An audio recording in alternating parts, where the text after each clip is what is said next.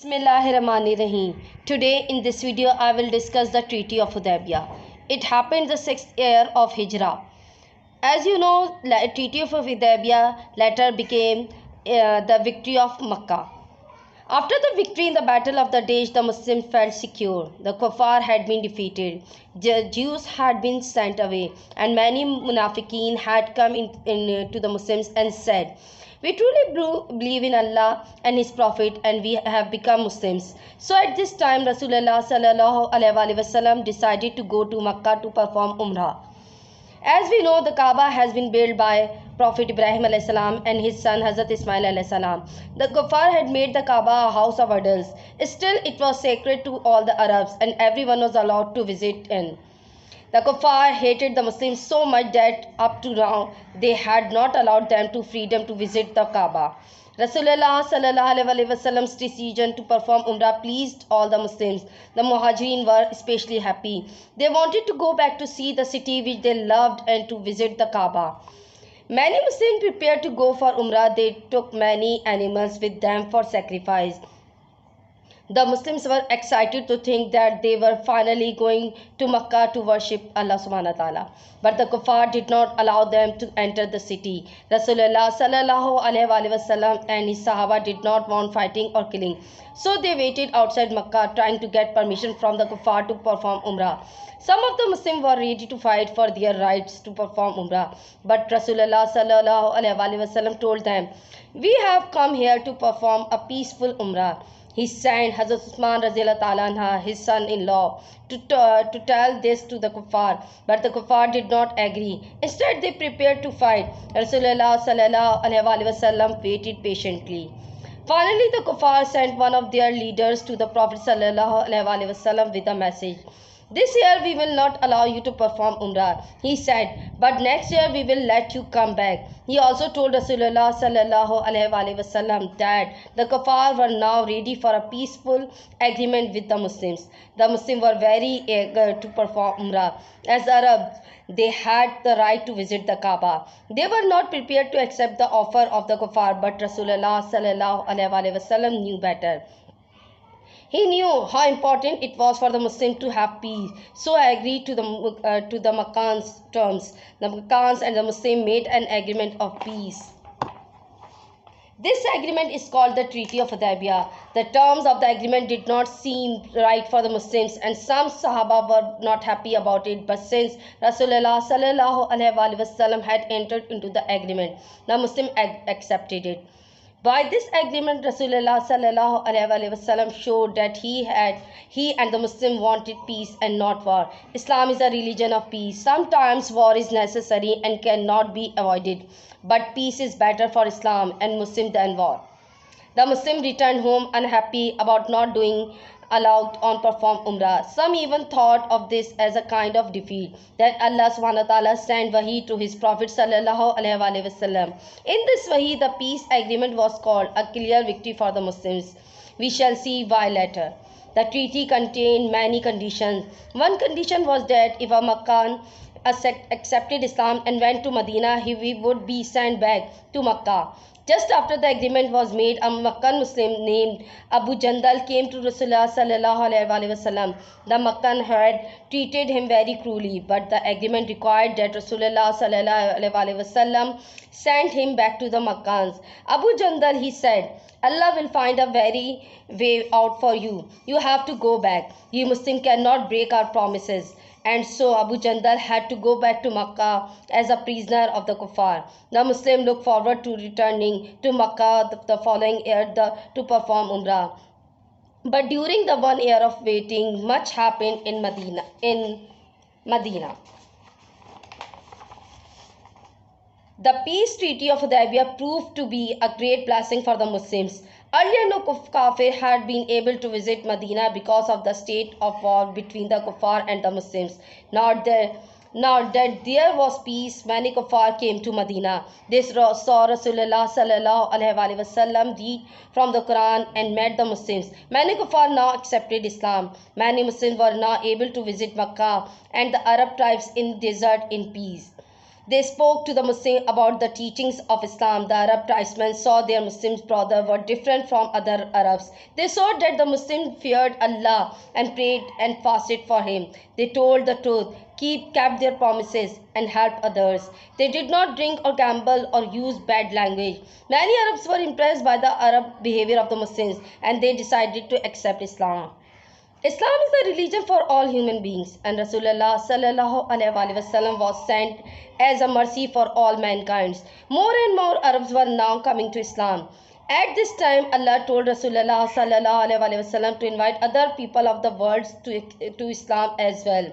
Rasulullah sallallahu alaihi wasallam wrote letters to several kings and chiefs, including the king of the Roman Empire, Egypt, Abyssinia, and Iran. He asked them to believe in Allah and warned them that the day of judgment was coming. As we saw earlier, the king of Abyssinia had secretly accepted Islam.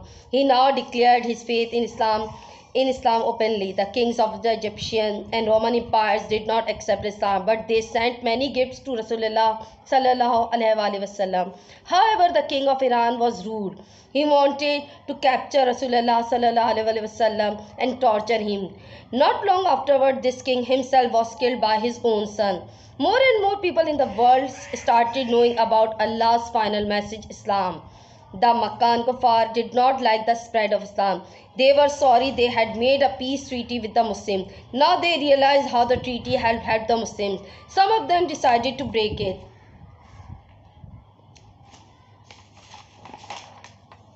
Soon the Kuffar of Makkah realized that they made a big mistake, for the Muslims were now very strong. So the Kuffar broke the peace of treaty. After they had broken it, the Muslims were free to take action against the Kuffar.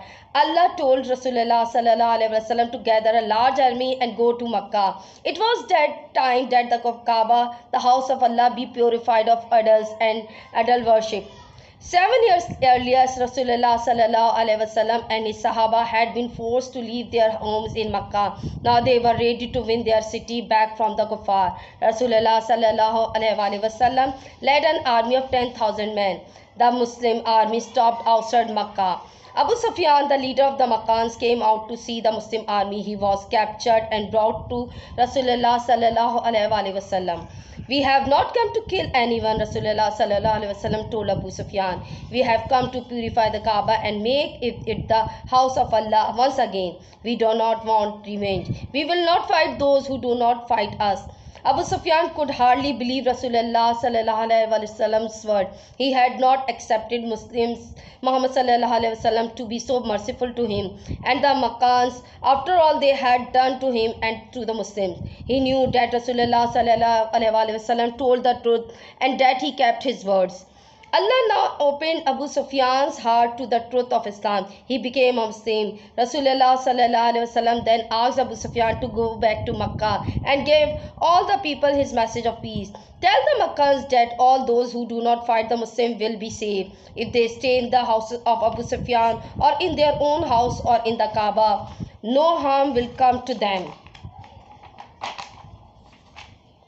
The Muslims saw the strength of the Muslims' army. They also saw the kindness and mercifulness of Rasulullah sallallahu alaihi wasallam. Only a true prophet could be so merciful, they thought. Many of them were now ready to believe that he was truly Allah's messenger. The Muslim army entered Makkah. Allahu Akbar, they exclaimed. Allah subhanahu wa ta'ala alone has given us victory. They had come to bring the religion of Allah, not to fight or kill.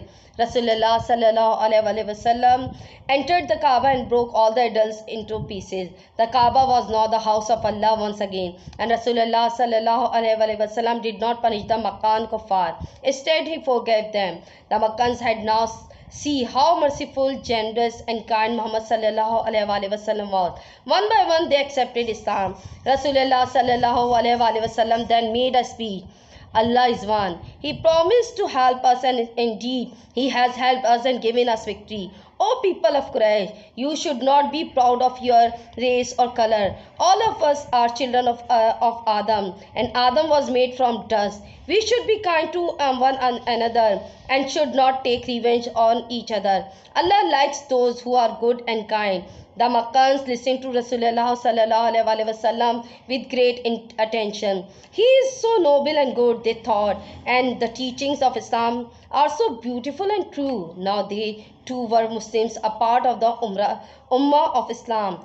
Some people thought that Rasulullah sallallahu alaihi wasallam and the Muhajirin would stay in Makkah. They expected them to take back their homes and property from the Makkans, but Rasulullah sallallahu alaihi wasallam told the Muhajirin, Allah has given us His religion, Islam. That is enough for us. Do not take anything back from your brothers. The Makkans have accepted Islam, said the Muhajirin. They are our brothers now. We do not want anything from them. Allah's religion and His Prophet are enough for us. Then Rasulullah spoke to the Ansar. I will not leave you. He told them, I will live and will die among you in Medina. The Ansar were so moved by these words that some of them cried. And the Muhajirin said, we shall never leave our Prophet sallallahu alaihi wasallam. We left Makkah because of him. Medina is the city of our Prophet sallallahu alaihi wasallam, and it is our city. We shall stay in Medina. This is the story of Treaty of Hudaybiyah and the conquest of Makkah. This is the end of my lecture, and I made my lecture from Iqra International Book. This is the end of my lecture. Take care. Allah Hafiz. Jazakallah.